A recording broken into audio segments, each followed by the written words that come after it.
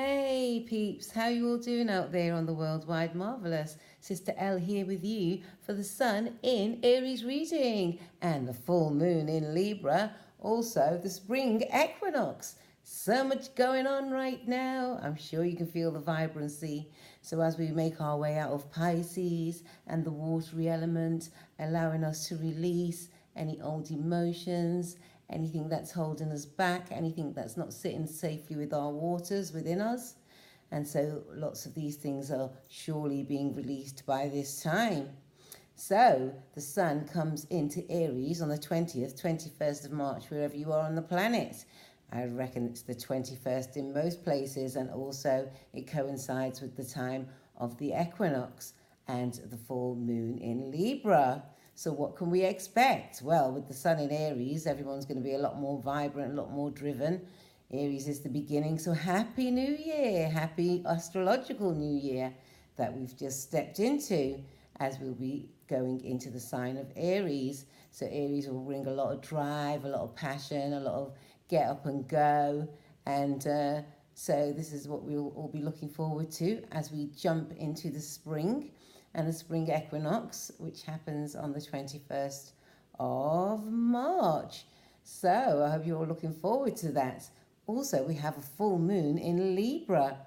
And what does Libra represent? Oh, let me go back to Aries quickly. quick. I know. So Aries is ruled by Mars, and Mars is our drive and everyday passion and allows us to go for it. Go for our goals, be driven in actions that we want to do, and might go a little bit over the top because we have so much vibrance within us, so we can look out for that. But that'll be good because we have a steady pace with Taurus still in Aries, so this will be helping the Aries sun as it shines, and it's so happy to be at home after its long track through the 12 houses. Okay, and now we have the moon in Libra, which is the 7th house on the wheel of the zodiac. The 7th house represents one-to-one relationships, marriages, and such things. And so you must be seeing a clear vibration by now on any relationships that you're in or connected to. And it'll be very clear if these relationships are going to be worthwhile for you, or maybe you'd have to leave them to the side. Okay, so the full moon in Libra will bring justice, fairness, balance, and equation. The equinox is showing us equal day and night now, and we need to find this vibration within ourselves with the full moon in Libra. So what will have definitely been shone on is relationships of all kinds, marriages, partnerships. They say one-to-one relationships, with it being the opposition of Aries, and Aries is about the self, and Libra is about the self and other. And so we need to find a great balance with this, and I'm sure it's going to be very clear which relationships are working and which may be not so great right now. Okay, let's see, what else did I write? Okay, so it's going to be a 0 degrees moon and a 0 degrees sun. Well, the sun starts at 0 degrees every time. All the planets start at 0 degrees and work their way through. But this particular transit is the full moon, and so the sun and the moon are in opposition to each other, with the sun being in Aries and the moon being in Libra. And what else was I about to say about that? So yeah, we'll have lots of shining lights on our relationships, how we relate to other people, but mainly how we relate to ourselves. How is it that we speak to ourselves in groups or in forms with other people? How is it that we speak to ourselves when we're alone? All these issues will be highlighted, and there'll be a great shine on them to give us more inspiration to speak to ourselves well, to speak ourselves into the directions that we want to be heading, and to give our own self a boost, basically. So we can bring a newness, a fullness. We're going to see a fullness of the desires that we had from this time last year. So maybe if you keep a journal or a diary, you can see where you were this time last year, and how, if you've written down any aspirations or thoughts, you can see how far you are with that. Okay, so it's a really good time to see what we like to do alone. If we're relating to ourselves, then it's good to see how we relate and maybe what hobbies that we have, or even how we work with others. And that we'll be seeing a direct shine on how we work with ourselves and others at this 0 degrees moon. 0 degrees is the genesis of ourselves, the very beginning, the seed aspect of ourselves. Okay, we still have Mercury in retrograde, and so it's in Pisces. So there might be some miscommunication, and everything might have been a little bit foggy unless you had some really good plans, and even they may have been delayed or gone a bit skewy, as they say. So Mercury's halfway there. She is androgynous, right? Will be stationing round about the 20th, I think, and then it will start to move forward after the 25th of March. So we're all coming into the final stretch now of things that we needed to remember, things that we needed to leave behind also, with it being in Pisces, and Mercury's forming new thought patterns ready to come forward. So it's been a bit dreamlike, and with the sun being in Pisces and Mercury was in Pisces, and we had that beautiful Pisces new moon on the 6th of March, which was great. That allowed us to let go of any deep-seated feelings quite easily, and it was very gentle as well. So it made a way possible for us to grow anew as we enter into the Aries season. And it made a way also to relate with others in a more workable fashion. So this is what Pisces brought for us. And so it's letting us lose things easily. Sometimes we need to let go and be non-attached. It's quite warm where I am right now. And so when we let go of things easily, then we have our hands free to be expecting anew and to be going forth anew. Okay, so I'm going to read all the houses and where the signs will be, and I'm also going to pull a Lise Lynn Oracle card. Here we go. For the Sacred Traveller. We're all sacred travellers on this journey right now. And it's slightly warm here in the Windies. I was going to do it outside, but it was slightly windy. Okay, so Aries, you have the sun in your house and you have the moon in the 7th house of Libra for you, Aries. So the sun in your house, you'll be springing forth into life and heading for new ventures, no doubt. So that's what will be happening for you, Aries.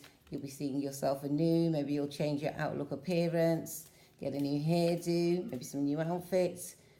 It depends where your vision lies, Aries. So the sun's in your 1st house, the moon in the 7th. You'll be looking at how the fullness of your relationships, your personal relationships are showing themselves right now, and highlighting any issues that may need to be resolved in partnerships. And the card we have for you, Aries, okay, there we go, is faraway places. Get ready for new horizons. How amazing. New horizons indeed. That's right. Aries, you'll be on your travels, no doubt. Okay, Pisces, you have the sun in the 2nd house and the moon in the 8th house. Oops, there's a card for you. And the card is Ascending the Mountain. Keep going forward. The 2nd house has to do with our personal finances, also how we value ourselves. And the 8th house is other people's finances and resources and how we use them. So that will be coming to some fruition there for you, Pisces, the 2nd and the 8th house axes. Okay, Aquarius, you have the 3rd house of the sun, the 3rd house of friends and family, short distance traveling. You may be meeting up with some new neighbours, or some issues may be shining there with your neighbours. And you have the moon in the 9th house of far distance traveling. And the card that wants to come out for you is Watching Clouds. Lie back, rest and relax. The 3rd house is usually quite busy. However, Mercury is in retrograde and Mercury rules the 3rd house. So it is a bit more of a relaxing time, a bit more of settling and looking back and seeing how the future can come forward. Okay, so that's for you, and the ninth house is far distance traveling. So you look out for that, Aquarius. And then we have Capricorn. You have the sun in your fourth house of home and family. So these issues may be highlighted. Maybe you'll be changing how you see home and family. Okay, and the card for you, Capricorn, and the 10th house, or that which is your own house, is the moon. So you'll be looking for new emotions and way forward, how you use your authority, and there'll be a light shining on that, and you'll be releasing any authoritative methods that are not working. And grounding, go deep, explore your roots. Oh wow, so you got the fourth house there, and the fourth house is the roots house. So that's for you, Capricorn. Okay, fourth and the 10th house axis. Then we have Sagittarius. You have the fifth house with the sun shining on you, of fun and pleasures and having delightful times for you, Sagittarius. And opposition is the 11th house of the moon. So you'll be feeling slightly different about the groups that you hang around with, the people you choose to hang around with. And the sun, the moon, the full moon will shine brightly on your relationships in that area of the 11th house. And your card is Mystic Healer. Healing energy flows through me. So there you are in the fifth house, enjoying hobbies, maybe expanding on how you are feeling with your joys and pleasures. And the 11th house of the groups. That's for you, Sagittarius. Okay, Scorpio, you have the 6th house of health and well-being, work-life balance, everyday matters. So the sun will be highlighting issues there and giving you a way forward of how you can better your 6th house activities. And you'll be having the moon in your 12th house, the 12th house of dreams and intuition, and thinking about how you can make things go forward in your life. Whoops, it dropped out. And the card for you, Scorpio, is joy and delight. Open your heart to joy. So that's for you in the 6th house there, Scorpio. Oops, bit overs. Yes, that's for you, Scorpio, 6th and 12th house. Okay, Libra. We have the sun in your 7th house, and we have the moon in your 1st house. So the sun in your 7th house is how you relate to people. You'll be relating to people in new ways and probably having new ventures. And with the moon being in your 1st house, there'll be a clear light shining on how you use your emotional well-being, or how your emotional well-being is best looked after. And it says, reaching your destination, your light is shining brightly. So that's for you, Libra, in the 7th and 1st house axis. Okay, now we have Virgo. You're in the 8th house. The 8th house and the 2nd house. Oops. And the card for you is ascending the mountain too. Keep going forward. So for you, Virgo, let me see. Virgo in the 8th house, you'll be seeing how you use other people's resources. The sun will be shining on there, giving you a bit of a favor. And the 2nd house of the moon, so you'll be releasing any old issues of how you value yourself, or how you use your personal finances. Maybe you'll be coming to a fruition with that there, Virgo, with the 8th and 2nd house axis. Okay, Leos, you have the 9th house for the sun shining on you, and the 3rd house for the new moon. The full moon. Okay, so Leo in the 9th house. 9th house is higher learning, expansion of self. The sun will be shining on that area for you. And the 3rd house of illumination is how you have relationships with friends and neighbors and siblings. And it says desert passage. Trust there's a divine plan. So there you go, Leo, in your 9th and 3rd house axis. of higher learning and neighbours and friends. Okay, now we have Cancer. Cancer, you have the 10th house. Oops, wait, have I done that right? Yeah, Cancer, you have the 10th house of the sun and the 4th house of the moon. Well, you know the 4th house well, it is your house. So Cancer, in the 10th house, the sun will be shining on your authoritative self and maybe your workplaces, how things might be a light might be shining on issues of the workplace for you there, Cancer. In the 10th house, and the 4th house for the moon is you'll be releasing any old issues that have to do with family or even how you look after yourself. You'll be looking after yourself in a better way. And it says, fellow travellers, support is all around you. Indeed it is there, Cancer, in the 10th and 4th house axes. Okay, now we have Gemini.